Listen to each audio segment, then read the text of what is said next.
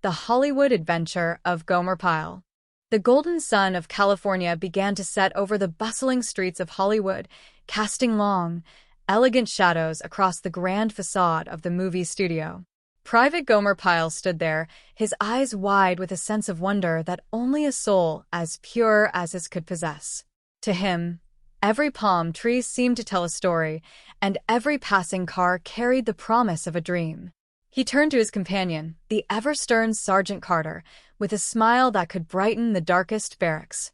Gomer exclaimed that it was brilliant and simply too brilliant for them to be there in Hollywood making a picture.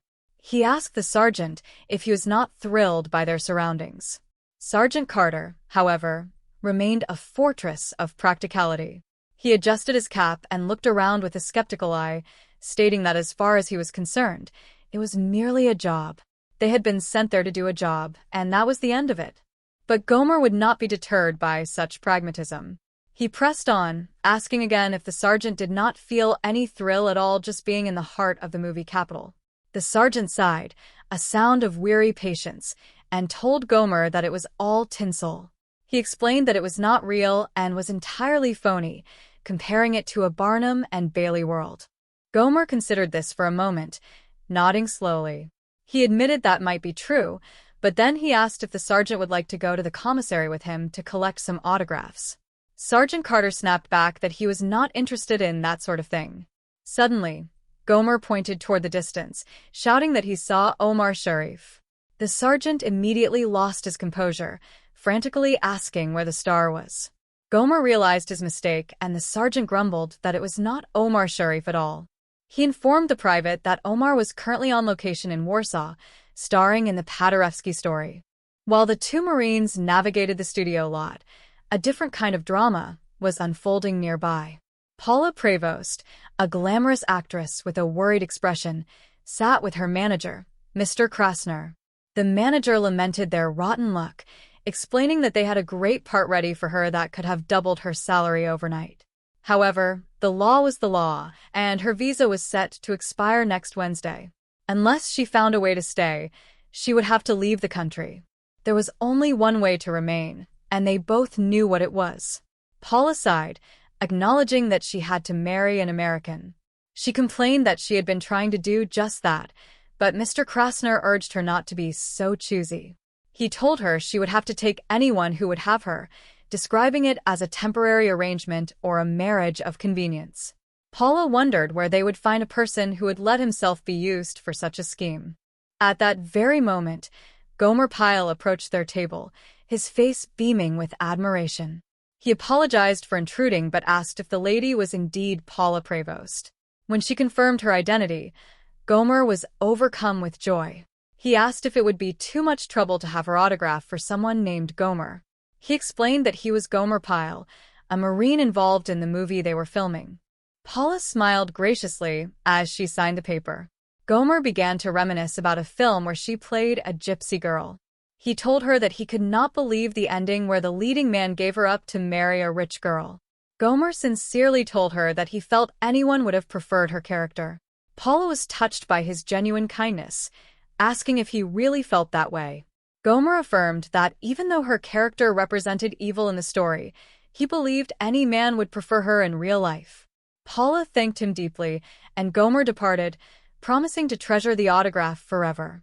Back at the hotel, Sergeant Carter was experiencing his own brush with Hollywood fever. He called the front desk, identifying himself and asking for information about the big premiere that evening.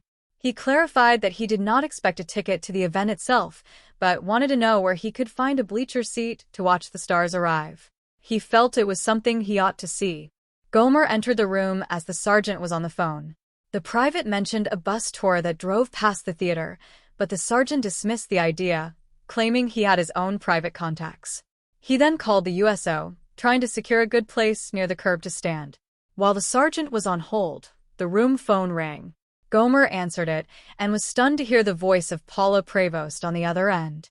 She called him darling and asked if he would like to attend the Hollywood premiere with her that evening. Gomer was flabbergasted and asked why she was inviting him. She simply said she liked Marines.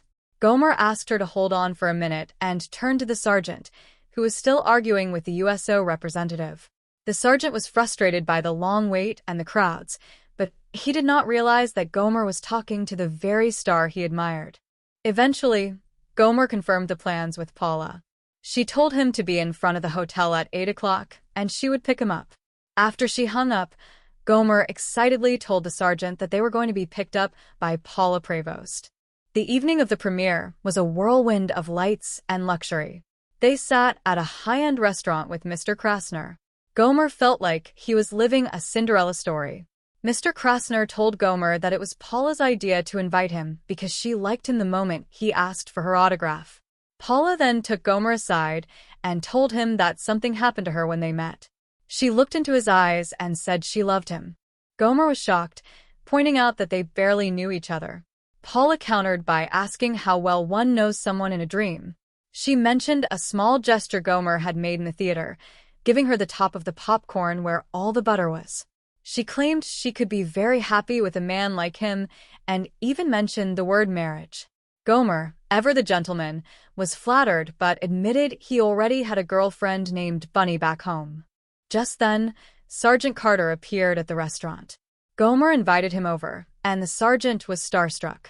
He told Paula she was his all-time favorite and that she was wonderful.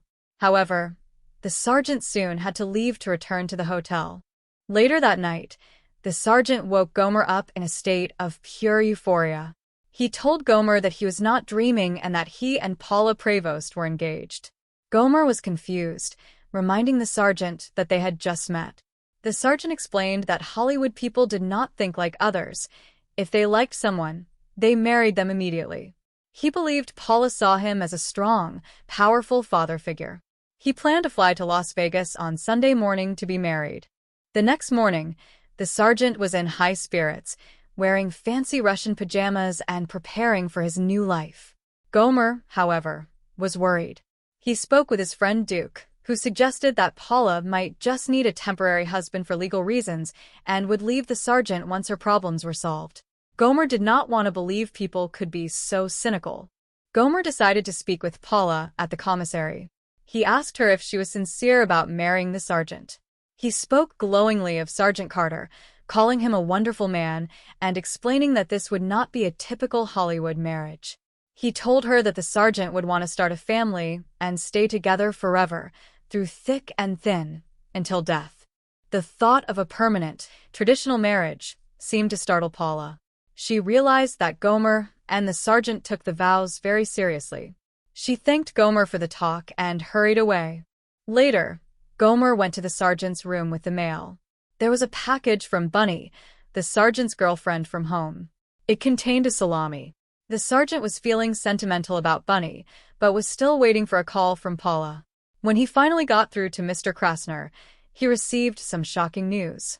Paula had eloped to Las Vegas to marry her interior decorator instead. The sergeant sat down, trying to process the news.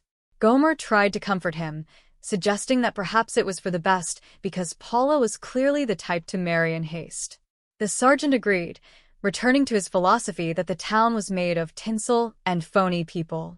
He told Gomer that there was a valuable lesson in this: resilience. He claimed that while other men might fall apart, he would not because he had plenty of resilience. They sat together and shared the salami from Bunny. The sergeant remarked that women were like a bus schedule. Sometimes you could depend on them, but other times you had to take a train. He realized that Bunny was the one who truly knew him, noting that no one could pick a salami like her. In the end, the sergeant placed a call to Bunny to thank her, feeling a sense of peace. The Hollywood dream had been a wild ride, but for these two Marines, the simple honesty of home was what truly mattered. They had learned that while the lights of the city were bright, they could not compare to the steady glow of true friendship and loyalty. As they enjoyed their snack, the world of movies felt far away, and the bond between the private and his sergeant felt stronger than ever. The adventure ended not with a red carpet, but with a quiet moment of reflection and a taste of home. Everything in Hollywood might have been made of tinsel, but the heart of a Marine was made of something much more durable.